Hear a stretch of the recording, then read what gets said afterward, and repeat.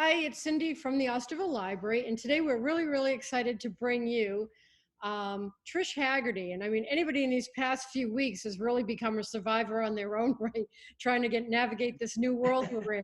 But Trish is an actual contestant on Survivor in 2014. And so, Trish, welcome and tell us, why did you want to go on Survivor? Is this like reliving it all? Well, actually, it is. I've been very triggered this last 7 weeks by that island. The only difference is at least I have toilet paper and food and wine and good company. My kids are home working remotely. Um, so yeah, there is a lot of similarities to it, and it's pretty scary, this whole surviving thing. So, how did you decide to go on Survivor, to go through the application process? Actually, it started in the whole process for me started in the year 2000. There was a lot of things that happened for me. I got divorced. I started a Pilates business, and some friends of mine had invited me over to Martha's Vineyard for the weekend. Some friends of mine from college, and my mother knew that I was exhausted. I had been home raising my kids, and she said, "You really need to get away for the weekend." So I said, "You know what, you're right." So I went over to Martha's Vineyard and with a bunch of Yahoo friends from Westfield State, and some friends of ours that were guys had brought some girls down from Newport that we didn't know. And so I decided to teach them all Pilates because I was starting my business. So I put them all on the ground and we did Pilates all day. And then they all started saying, "You should go on that show Survivor. Did you see that show Survivor that just came out? You'd be great. You're athletic. You love people, blah, blah, blah." So I was like, okay, so that's not a bad idea. So then as the night rolled on and we got a couple cases of beer, and I said, "Let's start playing Survivor right now. We're on an island." And those girls that those guys brought are kind of annoying. So let's pick one of them to send them home. So we started playing the game and we decided who was annoying and who wasn't. We voted them out, and it was fun. And from that moment on, I was like, this is going to be my new gig. So I tried for 15 years to get on that show. Wow. Yeah, I put in several tapes. They called me back. Then they wanted me. They didn't want me. And it's funny because in the end, when they finally did take me, obviously it was 15 years later, and it was a better time for me because my kids were older. My kids were a sophomore in high school and a freshman in college at the time when it came out. So that was better for me than having them be 7 and 9 and be gone for 8 weeks. It's a long time to be away from home. Right. But it's a grueling process. You have to put in a 3-minute video, and you have to tell them exactly why you want to be on Survivor, why you would make a good Survivor, why you think you would win. And apparently 120,000 people put in a tape for each show. So I really got lucky. But what it comes down to is they have a prototype for a specific person, and that's what they're looking for. And I think I just happened to fit in that particular season, being an older woman, sort of on the tougher side from Boston. And I just fit right into that mold, and off I went. That's great. That's amazing. So, I mean, did you have fun? I can't imagine being on an island and not having everything that you need to, brush your teeth, go to the bathroom, and all those things that we take for granted. How'd you manage? Well, here's a reality slap for you. I made it 36 days out of 39. I did not brush my teeth for 36 days. I did not wash my face. I had no shampoo, no conditioner, no razor, no mirror, no luxuries at all. No pillows, no blankets, no face towels when you got out. It was like the no luxury island. And it was it's very difficult to go through, because you just feel so gross when you don't shower. And we were swimming in the ocean, so you know how when you go to the beach, it douses and you jump in and then you're all salty and gross. Like, we couldn't really rinse that off us. So not only, and that's kind of what they want to break you, and that does break you, when you're starving and you're thirsty and you don't have those luxury items. It sort of gets to you after a while. It was funny because one day the water, where we got water, was about a quarter mile away from our camp. And so you had to go down and get your water every day. And I was about 4 or 5 weeks into it. and I like looked over the water well, and I don't know why, and I caught like a vision of myself, and I was like, oh, that's a scary sight. Is this what I'm going to look like when I'm 90? My skin was falling off my bones, and it was scary, you know? My God. So, how were the people that you were with? Was it, I mean, it must be hard just being with these certain people, like Tony or, Well, Tony was actually great to be around when he wasn't in his psychotic mode, spinning around, running around the island. Um, like to your original question, was it fun?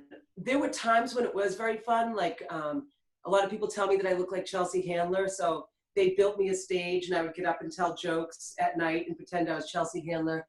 And we would recap the day, and those times were fun. But it's actually signing up for probably the most toxic environment you can possibly be in, because even if you think somebody's your friend, they're not, and even if you think someone's got your back, they don't. And so there were times when we had some like silly times when we were all sort of in it together and having fun, but for the most part it's a pretty stressful environment. I mean, if you even lie down for a half an hour and you wake up and you've missed a conversation, you might be out. So it was pretty stressful. Do you stay in touch with anybody from the show? I do. I still keep in touch with Tony, of course. I talk to him on a regular basis, and Sarah, and they're both on this season now, season 40, which is a Winners at War. And they're both won. Tony won my season, and Sarah was asked back after that and won another season. So now they're on the Winners at War. So those are probably my two people that I keep the most in touch with. And then I keep in touch with Jeffra and Bryce and Jeremiah and LJ and a few people, but mostly Sarah and Tony. But we try to send out a group text every once in a while. I definitely don't keep in touch with Lindsay, the girl I got in an argument with out there. Cass is the other one who I had a big fight with, and I keep in touch with her quite a bit too. We sort of made peace at the end, and we're very good friends. And I've made friends with other survivors as well from other seasons. Would you go back if you had the opportunity? You know, that's funny. That's a question that a lot of people ask me. I wouldn't be dying to go back just because I now know what it's like. You know, the not knowing is a lot easier or comprehensible than it is to not knowing. I could not pass up an opportunity like that if they did ask me back. But I can't say that I'm dying to go back out there. I think for the first couple of years, I was like gung-ho, like I would do it this way and that way. And I was thinking if they asked me, I was going to play this and play that. But, you know, I kind of love my life right now. I mean, I don't love my life during the coronavirus, but it hasn't been that bad. And, you know, you really recognize how lucky you are to have what you have.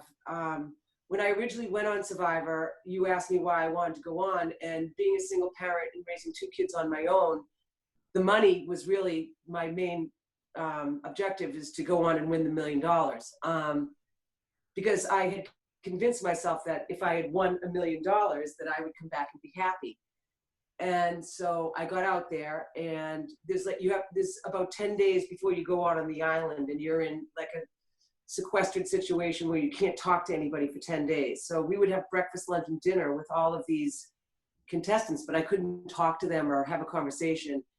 And when we finally did get out on the island, because they were doing all our pre-interviews and everything, they broke our teams up into 3 different teams. There was the Brawn, the Brain, and the Beauty. It was funny because when I got back, everybody said, so what were you on, the Brawn or the Beauty? I'm like, how come no one's asked me if I was on the Brains? Not even knowing my own parents asked me. But I was put on the Brawn team, which I was very excited about. And the Beauty team came in on this like big glorious like motorboat, and the Brain team came in on this brand new helicopter, and the Brawn team, my team, came in on this rickety old crappy old truck that got stuck in the back skirts of the Philippines because they have to film you coming in. And I was grateful that that happened because it was right before we got on the island. It's hard for me to talk about it without being upset, but we went through these little villages of the Philippines to get where we were. And I'm telling you, Cindy, these people had nothing. I'm talking nothing. They lived in tents, like little tents, and there were chickens and cows running around. You could see their ribs, like even their animals were anorexic.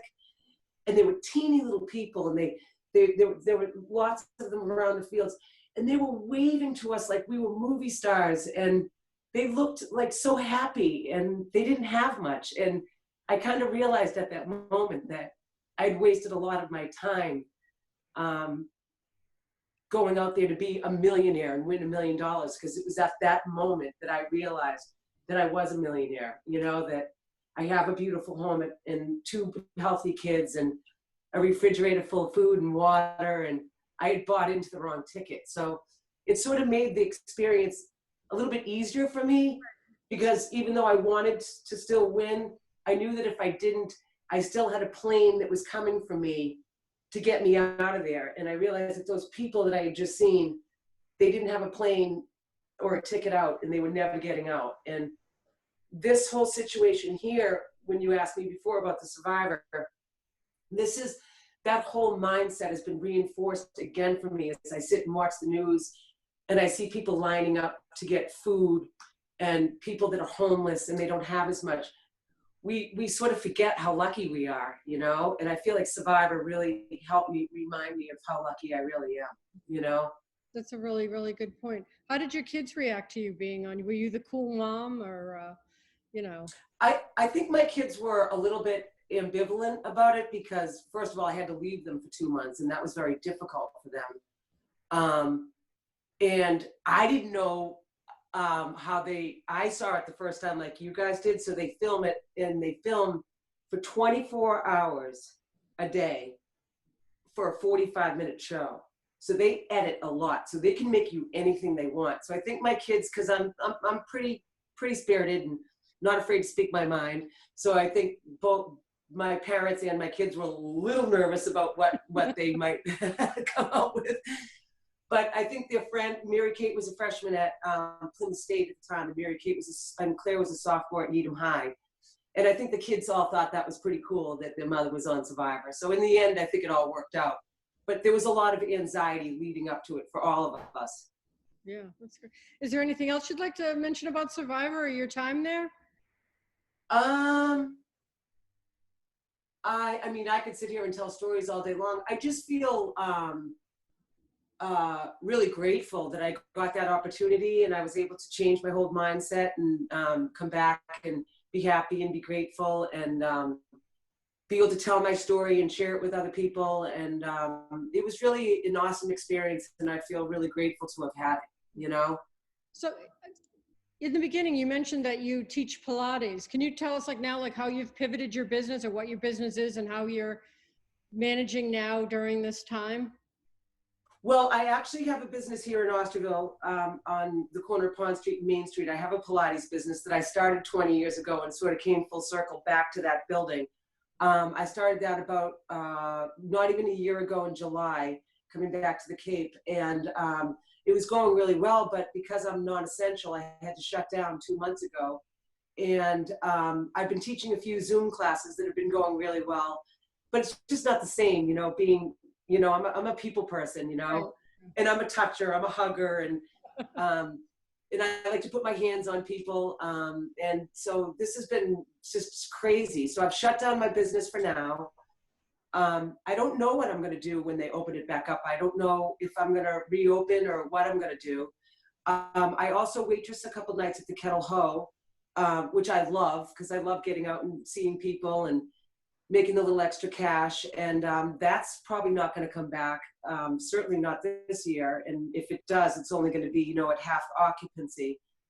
So I've been doing some landscaping to fill in with a friend, just to make a little extra money. And, you know, I'm just sort of waiting like everybody else to see how this goes. They say, you know, that the world's opening up too quickly and that we might end up having it back in the fall. So I'm sort of just in limbo like everyone else, you know? It's but still very grateful to have the skills. But it's funny, Cindy, because all my life I've always bragged about how I could go back to school teaching. I could teach figure skating. I could be a soccer coach. I could, all these skills that I have that I could use. Well, I can't use any of them because the whole world's locked down, yeah, you know? it's crazy. It really It truly. is crazy.